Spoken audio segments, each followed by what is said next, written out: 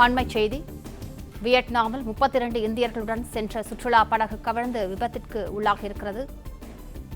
வியட்நாமில் 32 இந்தியர்களுடன் சென்ற சுற்றுலா படகு கவிழ்ந்து விபத்திற்கு உள்ளாகியிருக்கிறது. கூடுதல் விவரங்களை செய்தியாளர் ராஜகுமரன் வழங்க கேட்கலாம். ராஜகுமரன், அந்த படகில் எத்தனை பேர் பயணம் செய்தார்கள்? விவரங்களை பதிவு பண்ணுங்க.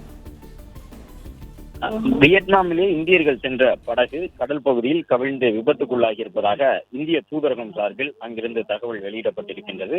அந்த படகை பொறுத்தவரை 32 இந்தியர்கள் பயணித்திருக்கின்றார்கள். குறிப்பாக ஆந்திர மாநிலத்தையும் தெலுங்கானா மாநிலத்தையும் சார்ந்த ஏராளமான சுற்றுலா பயணிகள் அந்த படகில் பயணித்திருக்கின்றார்கள் என்றும் தெரிய வந்திருக்கின்றது. வியட்நாம் நாட்டு எல்லைக்கு உட்பட்ட அந்த புகுவாக் என்கின்ற தீவு பகுதியில் தான் கடலில் படகு கவிழ்ந்து இந்த விபத்து ஏற்பட்டிருக்கின்றது என்ற தகவலை சொல்லியிருக்கின்றார்கள்.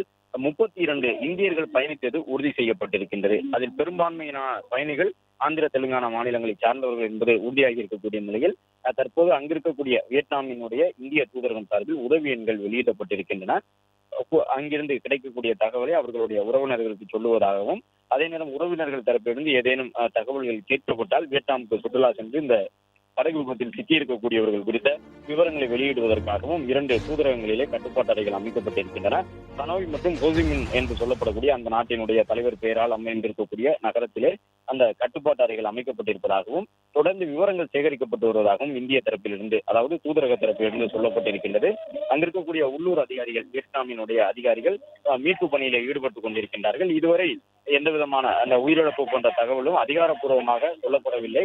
அதே நேரம் தொடர்ந்து மீட்பு பணிகள் நடைபெற்று வருகின்றன.